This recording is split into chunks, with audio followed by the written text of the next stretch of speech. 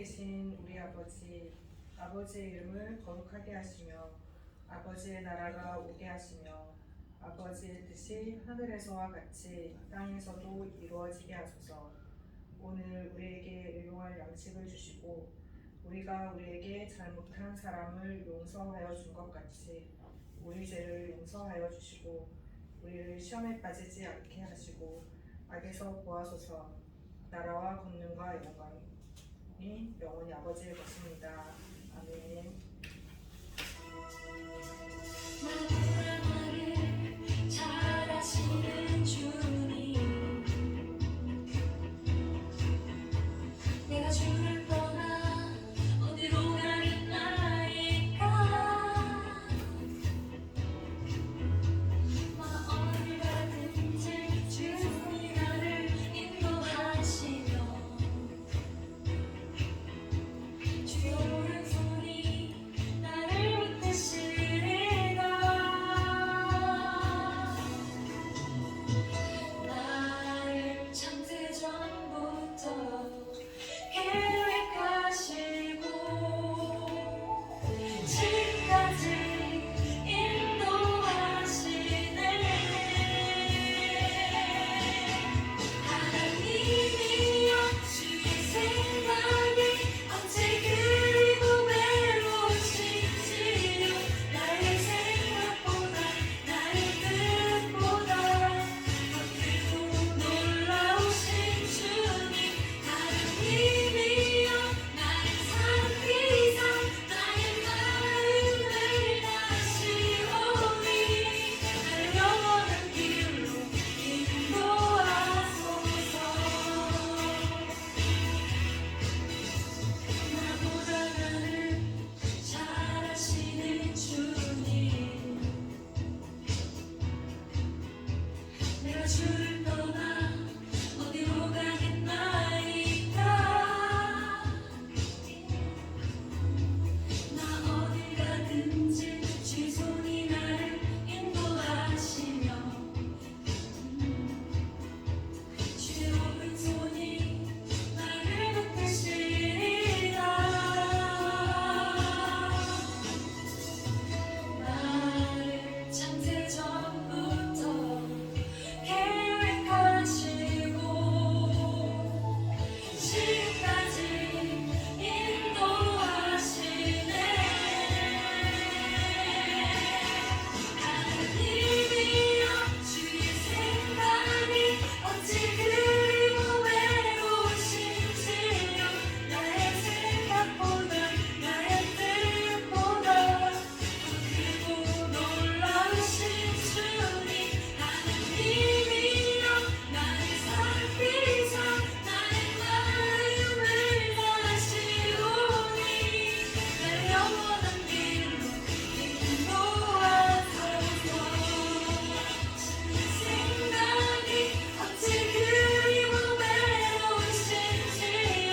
나의 생각보다 나의 뜻보다 더 크고 놀라우신 주님. 하나님이여, 나를 살피사 나의 마음을 다시오니 나를 영원한 길로 인도하소서.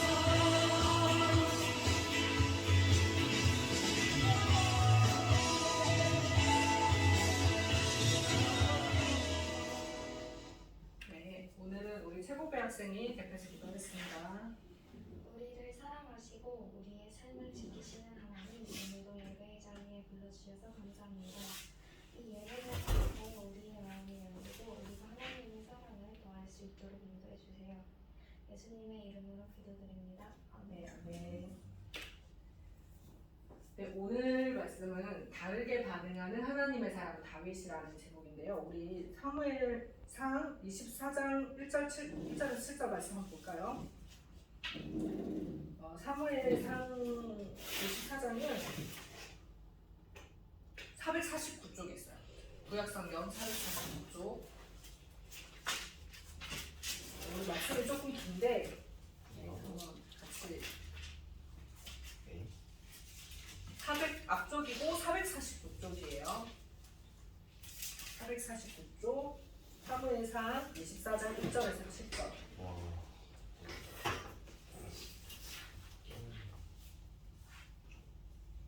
네, 같이 읽어보겠습니다. 사울이 블레셋 사람을 쫓다가 돌아오매 어떤 사람이 그에게 말하여 이르되 보소서 다윗이 엔게디 광야에 있더이다 하니 사울이 온 이스라엘에서 택한 사람 3,000명을 거느리고 다윗과 그의 사람들을 찾으러 들령소 바위로 갈새 길가 양의 우리에 이른즉 굴이 있는지라 사울이 뒤를 보러 들어가니라 다윗과 그의 사람들이 그 굴 깊은 곳에 있더니 다윗의 사람들이 이르되 보소서 여호와께서 당신에게 이르시기를 내가 원수를 내 손에 넘기리니 네 생각에 좋을 대로 그에게 행하라 하시더니 이것이 그 날이니이다 하니 다윗이 일어나서 사울의 겉옷자락을 가만히 베니라. 그리한 후에 사울의 옷자락 뱀으로 말미암아 다윗의 마음이 찔려 자기 사람들에게 이르되 내가 손을 들어 여호와의 기름 부음 받은 내 주를 치는 것은 여호와께서 금하시는 것이니 그는 여호와의 기름 부음을 받은 자가 됨이니라 하고 다윗이 이 말로 자기 사람들을 금하여 사울을 해하지 못하게 하니라. 사울이 일어나 굴에서 나가 자기 길을 가니라. 네, 아멘. 네, 그 저번 주에는 요나단이 그랬었죠. 요나단이 다윗한테 네, 조용아. 사울이 이제 사울 우리 아버지가 너를 정말로 죽이려고 한다 이걸 알려주고 나서 다윗이 이제 정말로 도망자의 삶을 살게 돼요. 보일러를 좀 틀어놔서 그렇죠. 네. 그래서 이제 오늘은 그 다윗이 쫓겨다니던 그 도망자의 삶을 살던 그 생활 중에 있었던 일을 오늘 읽은 이야기는 네, 그래서 이제 다윗이 어느 날 도망을 다니다 엔게디라는 요새에 가게 됐어요. 거기에 숨어 있을 때였는데 사울이 이제 이 얘기를 듣고 군대를 3,000명을 데리고 이제 다윗을 잡겠다고 온 거예요. 그래서 다윗을 찾고 있었는데 마침 이제 사울이 다윗이 있는 굴 근처에 이제 오게 된 거예요. 그래서 이제 근처에 왔지만 거기 다윗이 있는지 몰랐던 거예요. 다윗은 그때쯤에 한 5,600명의 사람들과 같이 있었어요. 도망자였는데 왜 어떻게 그렇게 됐을까요? 그때쯤에 이제 뭐 사울에게 약간 불만이 있는 사람들이라던가 아니면 뭔가 가난한 사람들, 뭔가 이렇게 억울한 일을 당한 사람들 이런 여러 사람들이 점점 모이기 시작했어요. 다윗한테. 그래서 다윗이 점점점 그 모인 사람들이 늘어나서 5,600명이 같이 살게 된 거예요. 근데 그렇게 모여 있었는데 사울이 이제 근처에 온 거죠. 근데 사울이 마침 다윗이 숨어 있는 동굴 앞에 왔어요. 근데 어떤 일이 벌어졌을까요? 딱 왔는데 사울이 다윗이 있는 거 모르고 배가 너무 아픈 거예요.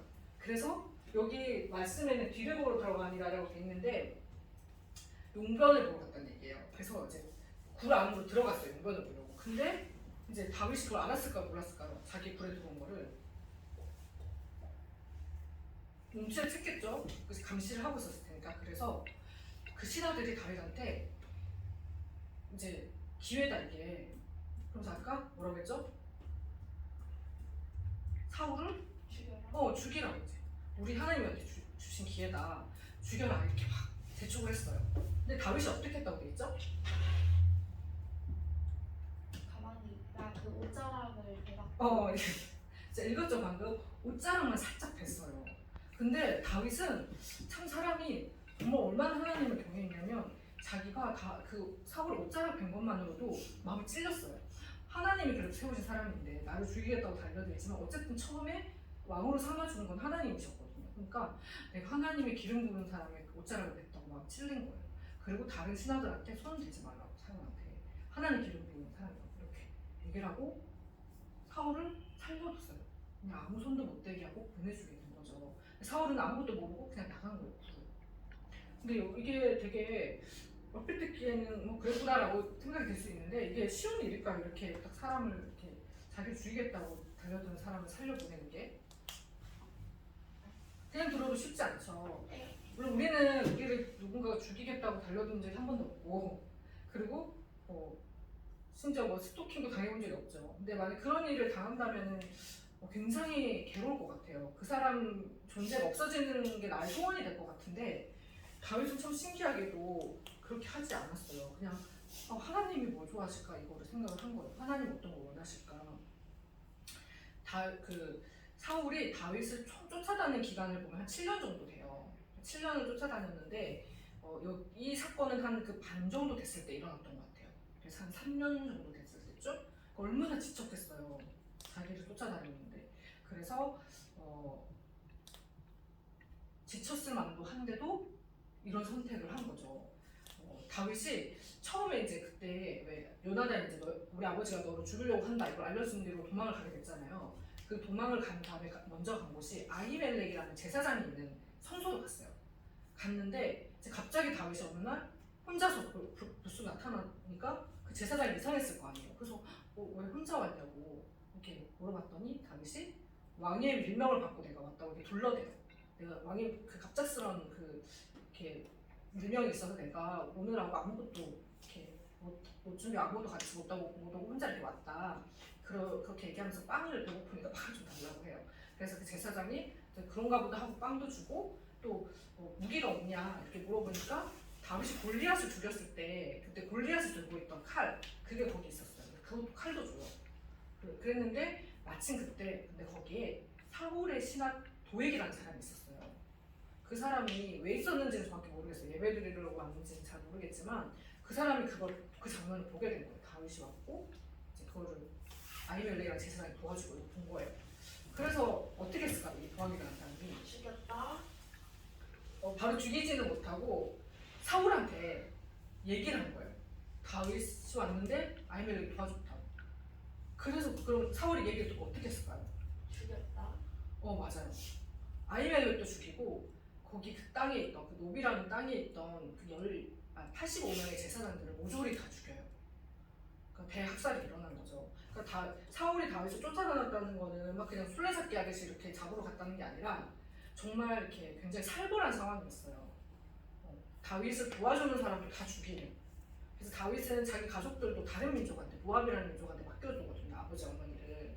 그러니까 굉장히 살벌한 상황에서 그 지난주에 얘기했던 요나단도 찾아와서 이렇게 아버지가 너를 해치지 못할 거고 네가 왕이 될 거다 이런 얘기를 한 거예요. 몰래 찾아와서. 오늘 같은 상황도 이제 그렇게 자기를 죽이려고 혈안이 되어 있는데 살려준 거예요. 다윗이. 그러니까 굉장히 사실은 쉽지 않은 결정인 거죠. 근데 다윗이 이렇게 할 수 있었던 이유는 뭘까요? 어떻게 이런 믿음이 생겼을까요, 다윗은? 모르겠어요. 그렇죠.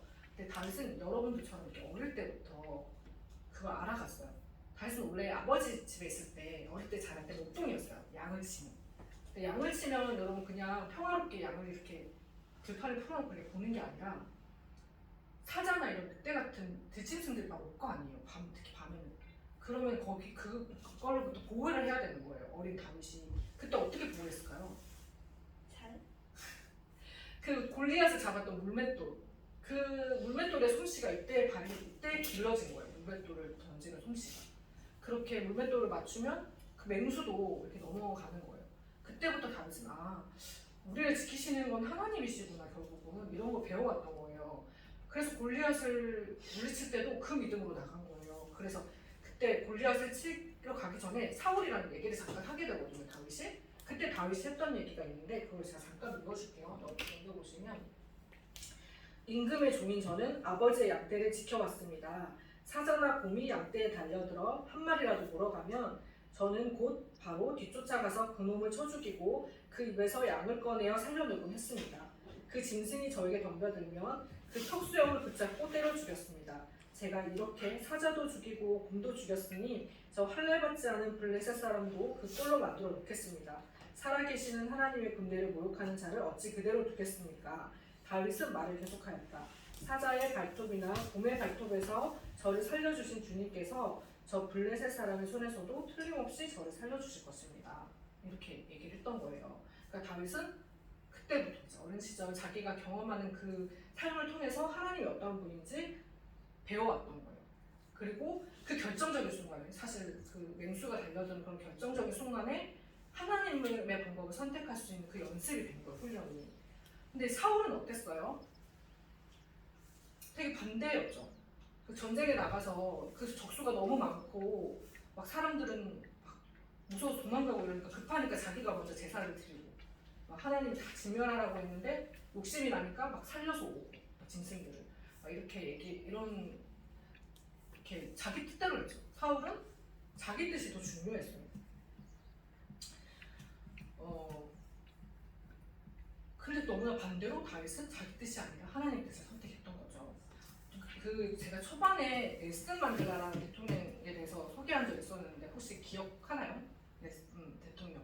그 27년 동안 흑인 인권운동을 한 채로 구속당했었죠. 사실 그건 죄가 아닌데 정치적인 어떤 그런 것 때문에 들어간 거죠. 그리고 27년 만에 나와서 대통령이 된 다음에 이렇게 보복을 전혀 하지 않았다고 했었죠. 그래서 남아프리카 공화국이 경제적으로나 정치적으로 이제 안정된 상황이 됐다고 얘기를 했었어요. 사실 근데 정치라는 세계에서 이렇게 하는 건 정말 쉽지 않거든요. 우리가 막 이렇게 방송에 다 나오지 않지만 누가 막 이렇게 살인을 청구했다 이런 얘기가 나오거나 아니면 어떤 정치인이 잘못을 해서 구속당하고 이런 것도 많이 보는데 이렇게 서로 죽이지 못해서 약간 암달이 나는 게 정치의 세계인데 그거는 다윗 때나 지금이나 다 마찬가지인 것 같아요. 미국에서도 이제 바락 오바마가 이제 대통령이 되던 그 당시에 그때도 똑같았겠죠. 서로가 이렇게 못되게 하고 내가 되려고 막 싸움을 했겠죠. 그때 그 영부인 미셸 오바마가 한 얘기가 되게 유명해요. 저도 이 얘기를 굉장히 이 말을 들을 때마다 되게 많이 이렇게 도전을 받고 엄청 생각을 많이 하게 되거든요. 그 말을 잠깐 보면은 누군가 잔인하게 우리를 괴롭힐 때 우리는 그들과 같은 수준으로 떨어지지 말아야 합니다. 이게 우리의 자우명입니다. 그들은 저급하게 가도 우리는 품위 있게 가자. 이런 말을 했었어요. 왜냐면 보통 사람들은 나를 그 사람이 어떻게 대하느냐에 따라서 그렇게 반응을 하죠. 뭐 누가 내 어깨를 치고 갔다 그러면 지금 당장 드는 내 마음은 나도 가서 똑같이 어깨를 쳐주고 싶고 나에게 욕을 하면 나도 똑같이 더 심한 욕을 막 해주고 싶고 막 이게 사람의 사실 기본적인 반응이죠. 근데 중요한 건 내가 똑같이 반응해버리면 어떻게 되는 거죠? 나도 똑같이 저급한 사람이 되는 거죠. 그렇죠? 사실은 복수를 한다는 거는 나를 망가뜨리는 일이기 때문에 하나님은 우리가 복수하는 거를 절대 원치 않으시거든요. 하나님이 복수해 주겠다라고 얘기를 하세요. 그래서 우리는 늘 상대가 어떻든 내 상황이 어떻든 내 존엄함을 지키고 그리고 하나님이 나에게 원하시는 것이 무엇인지 그거를 따라 선택하는 것을 하나님이 말씀하세요. 다윗도 역시 그 시간 동안 자기를 그렇게 죽이겠다 7년을 따라다녔지만 사울을 죽이는 거에 복수하는 거에 혈안이 되지 않았어요. 그것이 그 다윗의 삶의 목적이 아니었어요. 거기에 집중하지 않았어요. 근데 반대로 사울은 자기한테 위협이 되니까 그 자기의 거의 남은 생애를 다윗을 잡는 데 다 썼어요.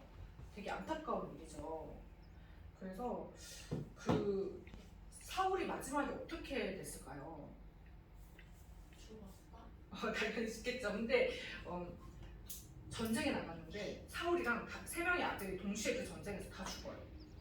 이게 그 역사적으로 봤을 때 왕족 전쟁에서 이렇게 왕족이 4명이 같이 동시에 죽는 건 거의 드문 경우라고 해요. 이렇게 어떻게 보면 약간 저주받은 것처럼 4명이 다 죽는 거죠. 사실 그래서 다윗이 그 다음 왕이 될 수 있었던 어떤 이유였을 수도 있어요. 이게 사울 같은 경우는 또 잘 중상을 입었는데 뭐 곧 죽을 상황이긴 했지만 블레셋 사람이 자기를 찔러서 죽이는 게 싫다고 자기가 자결해서 나눈 목숨을 마저 끊어서 죽거든요. 그러니까 되게 비참하게 죽었어요.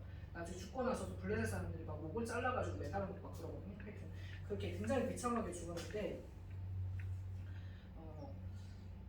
이렇게 나를 힘들게 하는 사람은 사실은 그 사람 인생이 좋다고 할 수가 없거든요. 그 사람 자체도 행복한 삶을 살고 있다고 할 수 없는 거예요.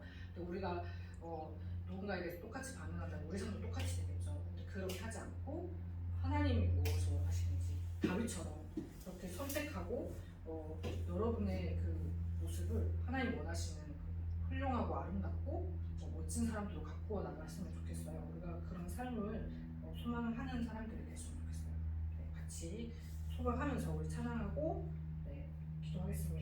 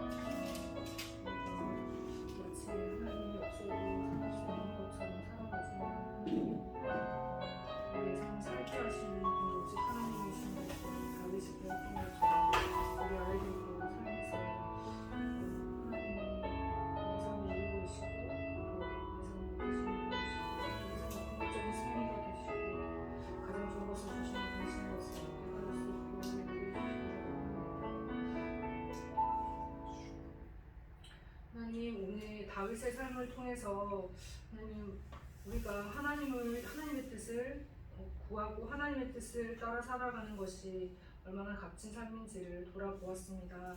하나님, 우리가 상황에 굴복하고 사람에게 굴복하는 사람들이 아니라 하나님이 원하시는 것, 하나님 기뻐하시는 것을 선택하여서 우리의 창조의 목적에 맞게 아름답고 멋진 사람들로 자라날 수 있도록 인도해 주세요. 하나님 오지 못한 친구들 하나님 그들의 마음속에도 하나님이 심으신 씨앗이 열매를 맺어서 하나님을 향한 갈망과 그 마음 안에 소망이 일어날 수 있도록 좀 인도해 주시기를 원합니다. 오늘도 함께 하신 하나님 감사합니다. 예수님의 이름으로 기도드립니다. 아멘.